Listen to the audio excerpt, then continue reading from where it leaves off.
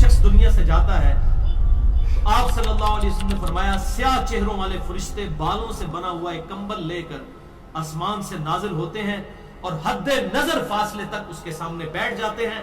फिर मलकुल मौत, मौत का फरिश्ता आता है, हत्ता के उसके सर के पास बैठ जाता है और कहता है खबीस रूह अल्लाह की नाराजगी की तरफ चल।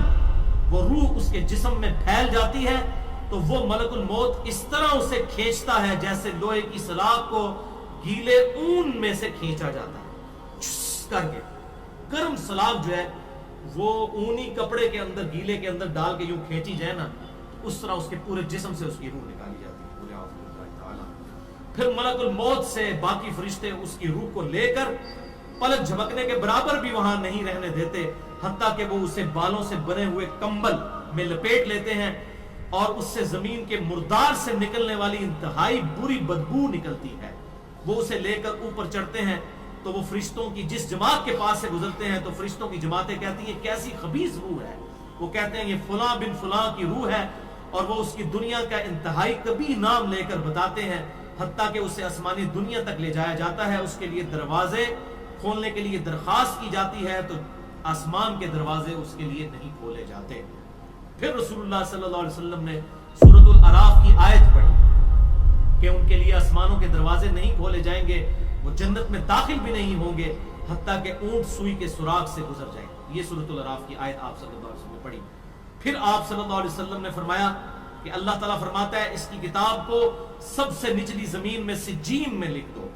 फिर इसकी रूह को शिद्दत के साथ पट खा जाता है। फिर आप सल्लल्लाहु अलैहि वसल्लम ने ये आयत तिलावत फरमाई सूरह अल हज की, जो शख्स अल्लाह के साथ शिर्क करता है गोया वो आसमान से गिर पड़ा तो अब परिंदे उसे उचक कर ले जाएं या किसी दूर जगह पर फेंक दें। फिर उसकी रूह उसके जिस्म में लौटा दी जाती है और दो फरिश्ते उसके पास आकर उससे पूछते हैं तेरा रब कौन है। अब इससे भी सवाल होता है।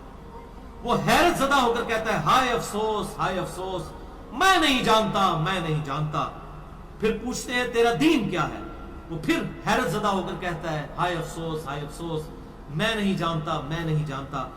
फिर उससे पूछते हैं कि जो शख्स तुम में मबूस किए गए वो कौन थे, तो कहता है हाय अफसोस, मैं नहीं जानता, मैं नहीं जानता। फिर आसमान से आवाज आती है इसने झूठ बोला, इसके लिए जहन्नुम का बिछौना बिछा दो। और बुखारी में अल्फाज है 1374। इसके जवाब में फरिश्ते फिर उससे चौथा सवाल क्या करते हैं, ला दरईता वला तलईता, और तूने खुद पढ़कर समझने की कोशिश क्यों नहीं की, या जो लोग समझे हुए लोग थे, किताब सुन्नत के मनहज पर चलने वाले लोग थे, उनके साथ तू क्यों नहीं चला। अल्लाह ताला फरमाता है इसके लिए जहन्नमी बिछौना बिछा दो, जहन्नुम की तरफ एक दरवाजा खोल दो, वहां से गर्मी और गर्म हवा उसकी कब्र में आती रहेगी।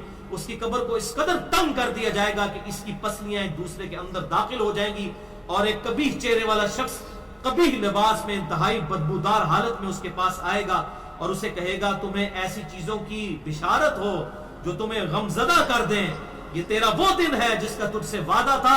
वो पूछेगा तू कौन है, तेरे चेहरे से तो खैर की तवक्को नजर नहीं आती। वो जवाब देगा मैं तेरा खबीस अमल हूं जो तू दुनिया में किया करता। बात अमल के साथ ही है, सिर्फ कलमा पढ़ना काफी नहीं है, अमल। फिर वो कहता है मेरे रब क़यामत कायम ना करना, ऐ मेरे रब क़यामत कायम ना करना। मोमिन क्या कहता है, क़यामत कायम कर है अल्लाह।